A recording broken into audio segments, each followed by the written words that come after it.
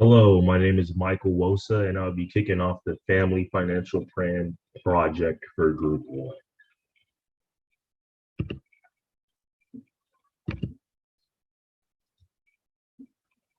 So, Latoya and Sam, thank y'all so much for hiring me as y'all's financial coach. After looking through y'all's budget and income statements, I was able to find out that y'all really don't have adequate savings for an emergency. It's very important to be cognizant of that anything can happen in life. Latoya, you're currently pregnant with your firstborn, and you kind of already expressed to me that you want to have two more kids in the next 5 years. With that being said, it's important to have money and save.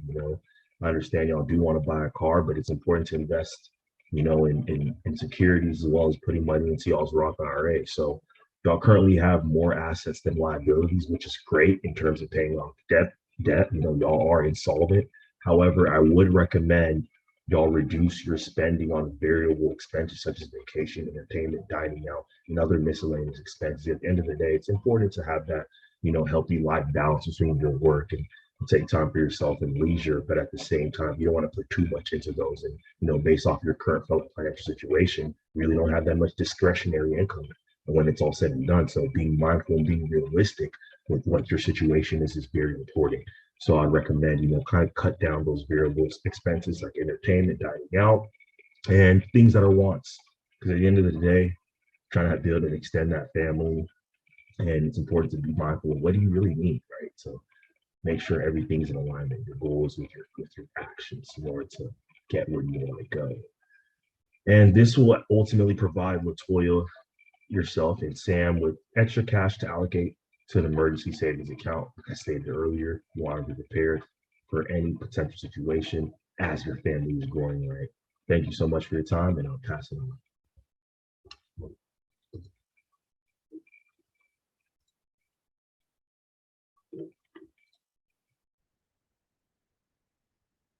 To save up the 20% down payment at a 2% interest rate compounded monthly, you're going to need to be saved for 6 years or 70 months.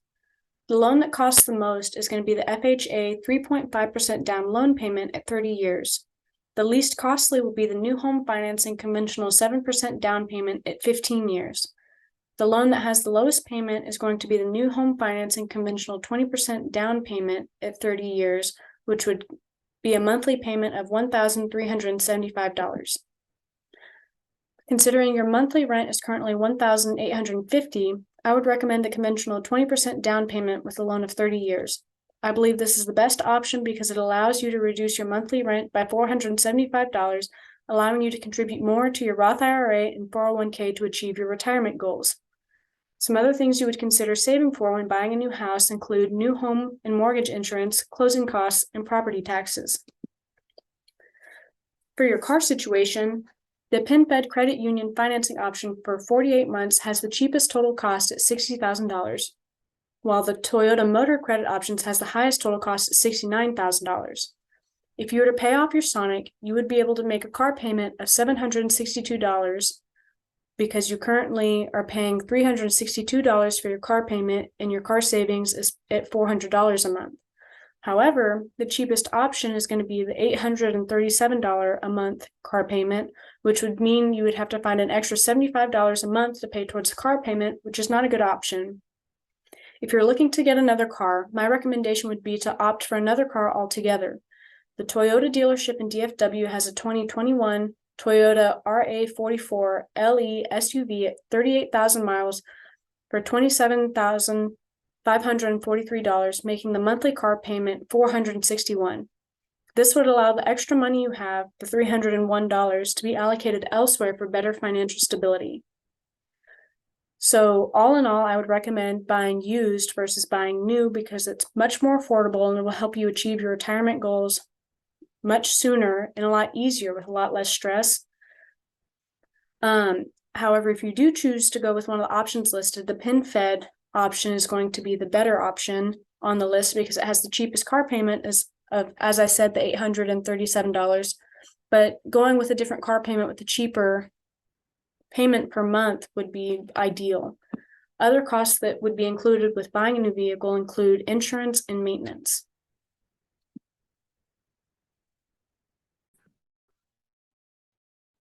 My name is Sam, and I'm going to be going over the retirement and investment options. Latoya and Sam need the annual amount to save is $16,101 to reach their retirement goals. They should invest $4,600 into their 401k. That's the max amount that their employer will match them. So that'll give them the most return. Then they'll have around $11,500 left to save, and that's about 10% of their paychecks. And they should invest 6,901 into their Roth IRA to continue to meet their retirement goals. The best investment option for socially responsible investing would be PGSYX. The investment option with the lowest expense ratio is SWISX. The largest expense ratio, PXSCX. The investment option with the most access to international investments would be SWISX. And then the simplest and the easiest investment option would be SWYOX. We would recommend investing in SWISX due to it having the lowest expense ratio and the most access to international investments. We don't really recommend investing in any stocks right now. It's not really in the budget right now. We would really like to focus on upping our retirement contributions.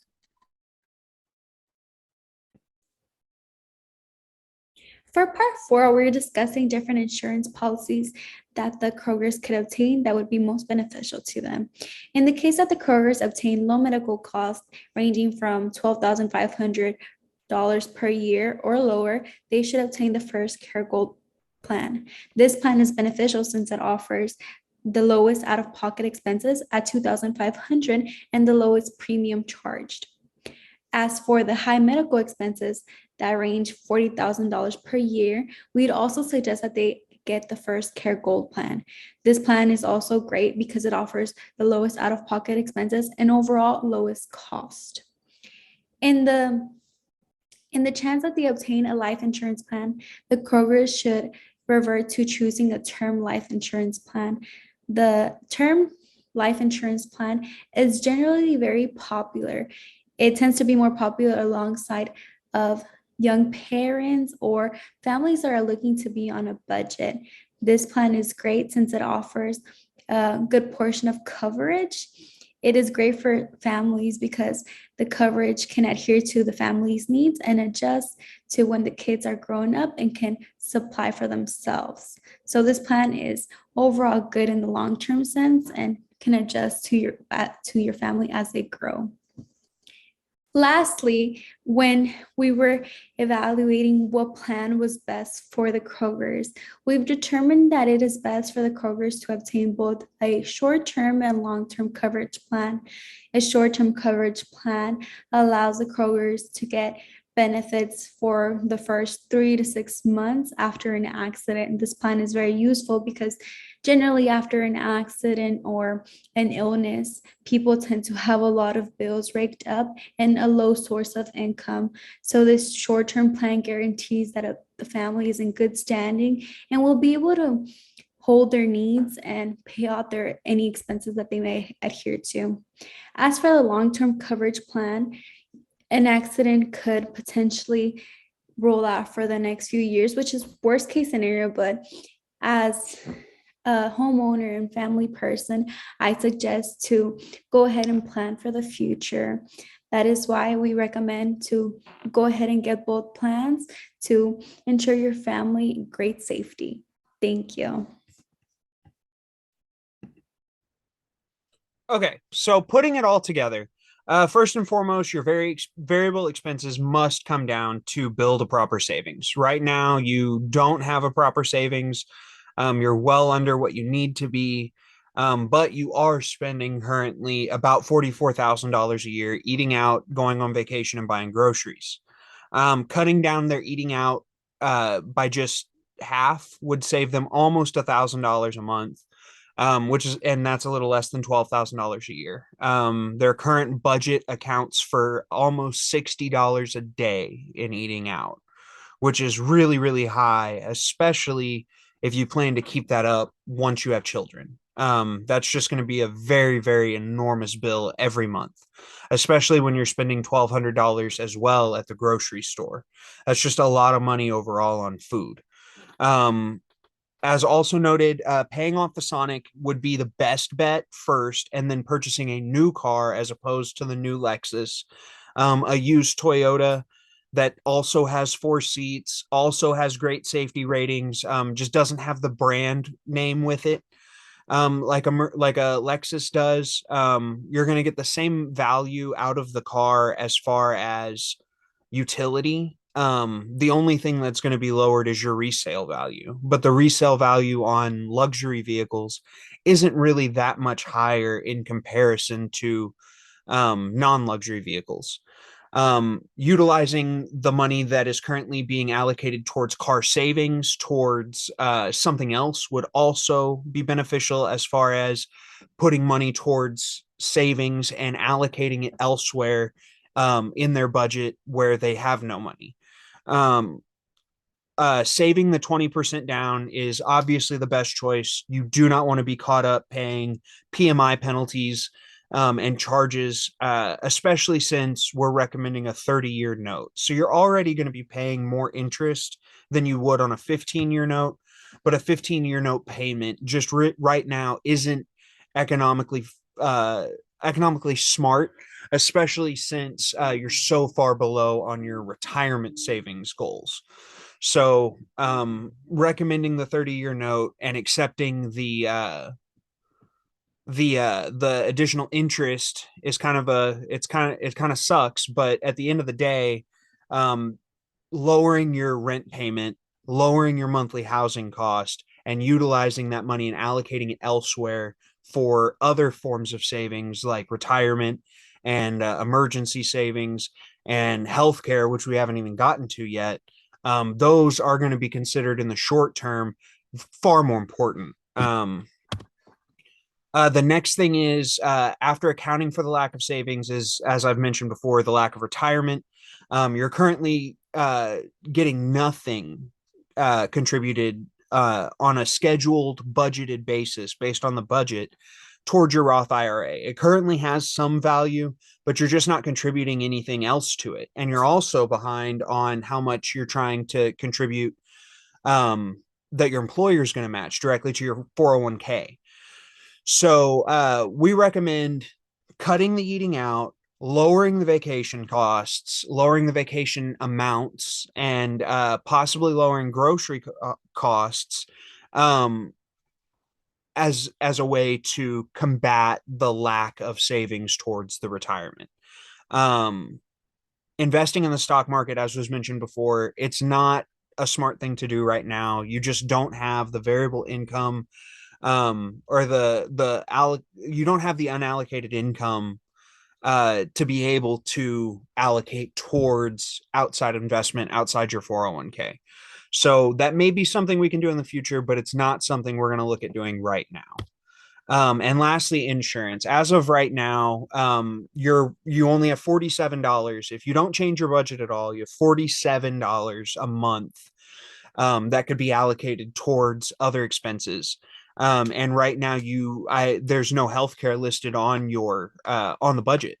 So, and $47 is far higher than any of the budgeted scenarios and budgeted possibilities based on Part 4. So the only way you're going to be able to accomplish the goal of having the security that insurance, health insurance, and possibly life insurance and unemployment insurance can bring is by lowering your variable expenses, especially in situations where it's a want versus a need type of situation. Groceries may be able to come down, but even if groceries can't come down, you can save almost $20,000 just a year just by not eating out and not going on vacation. So looking at all of those things together, that's kind of how we're putting it all together. And those are our suggestions to you as it pertains to the budget and that you've given us, and based on all of the information that you've given us, these are kind of our suggestions.